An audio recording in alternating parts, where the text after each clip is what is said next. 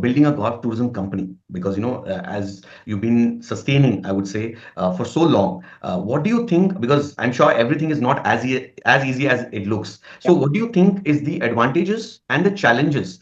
Because advantage can be that, of course, it's a niche market, and you need a lot of experience and trust in kind of getting these people to travel around. But at the same time, I'm sure there are a lot of challenges as well, right? So, what do you think there are biggest hurdles which has come in your way for the last 15 years which you have been running the company? Yeah, so I mean, the biggest challenge for us, because we got into this niche because we were very excited about it, being golfers ourselves and saying, okay, we should take it back to the market in India. Mm. But I mean, the market in India is very small, like I said. I mean, just to give you perspective, India, I mean, if I look at the number of golf courses that are around the country and which are let's say, army, non-military courses, Yeah. maybe there are about 50 or 60 in Mm. courses. And if you look at, maybe there are about 500 people who play at these courses on a regular Mm. basis. So Mm. you're really talking about a market which is about 25 to 30,000 golfers in size, Mm. which is going to go on golf holidays. Yeah. Now, that's a very small market. I Mm. mean, a place like Singapore, where I am based, which is a small country of 4 million people, 5 million people, Mm. there are 80,000 to 90,000 golfers. Oh.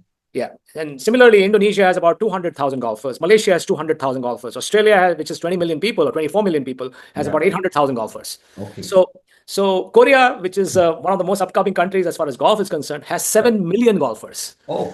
So we're talking about so that obviously was a big challenge for us, from a not just from our market perspective, but even when we went to our golf courses to partner with, it was difficult for them to grasp that we will be able to bring so many customers from India. Yeah. But we've been fortunate; we've got good relationships with most of the golfers in the country, and they trust us to travel with us. But I Yeah. think the break for us has come in moving to Singapore because we are now able to cater to a much bigger market. Market. Yeah. I was about to ask you that also, that as a global market, what do you think is the highest percentage of golfers going to a destination? Like, which country, because you mentioned Korea having so many golfers, upcoming and existing in the global market. Yeah. Which country participates or gives maximum percentage of business to the tournament?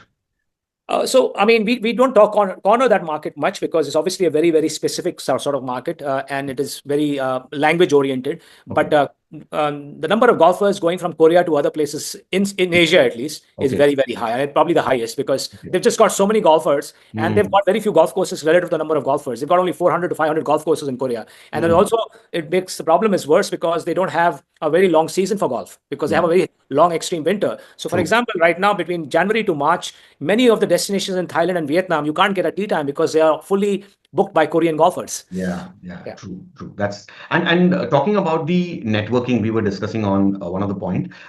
So, how do you think the corporate segment, because the networking or the top CEOs, meetings which happens, do they prefer a golf tourism or golf tournaments to kind of travel network? Is that also a market for you? Well, it's not really a market because I don't think it works in that sense. Not especially not for the Indian, Okay, MICE or the corporate events, okay. because there are not so many people to whom the game appeals at now. Mm, Because, mm. like I said, the number of golfers is still very few. There Yeah, are people who play. I mean, compared to, let's say, if a company from Singapore or Malaysia was going, there'll be a lot of people who will be interested in yeah, golf. So from yes. that point of view, that appeal is much less in India because people don't know the game yet. But Mm. at the same time, we do things like we organize golf clinics and golf lessons, Yeah, etc., for people going yeah. on holidays. So those things Correct. are because they want to do something different. But it's Yeah. not out of a passion or an interest or anything like that. Because it takes a lot of time to, I mean, time, energy, effort to kind Yes. of, Yes. And it's a, learn. it's a full day activity, a round of golf. It's not a, so it's very difficult for, people to take out time like that. I mean, maybe a 2 or 3 day event to take out one whole day just for golf, right? So it's not an easy one to do. Yeah. No, I agree. I totally Yeah. agree. And overall, so as you mentioned that the sports tourism or the golf tourism in particular, we see this generation which is coming up. We call it as Gen Z. Do you think there is an interest for them also to participate and go in such events in general? Yes, I think definitely. I mean, and that's what COVID, that whole pandemic period did, right? I mean, it got a lot of people to play the game who were not playing before. I mean, Mm. the golf as a sport, there was concerns that the sport is really dying and there are not many new golfers being added to the Yeah, game. yeah, But during COVID, I think the sport just exploded. And I yeah, mean, number of new golfers that got added on, whichever country you take it. yeah. I mean, that's been really, really good news for the golf industry. Not Mm. because of just travel, but because it added golfers during that time. Because in Correct. the pandemic, there wasn't that much to do, and a golf course was probably a safer place than anywhere else to be in the pandemic, right? As an activity place.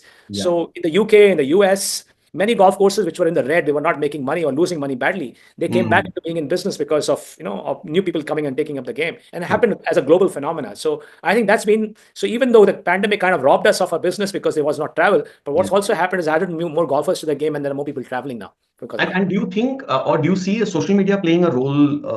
Yeah, 100%, 100%. Yeah, social Because media, obviously, yeah, people are seeing that. I mean, there are obviously people who play golf to post on social media, but Yeah. obviously it has an influence, and the amount of instruction and lessons and session coaching that is available on social media has just got the community and all that even more engaged than it was before.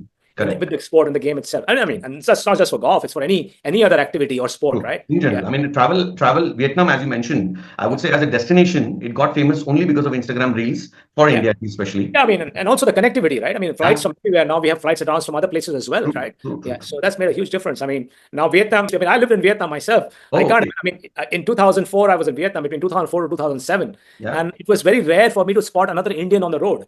And Correct. now it's like you see more Indians than you see. Now you have a South Indian restaurant running in Vietnam, No, not one, not one. Not one. Not one. Excellent.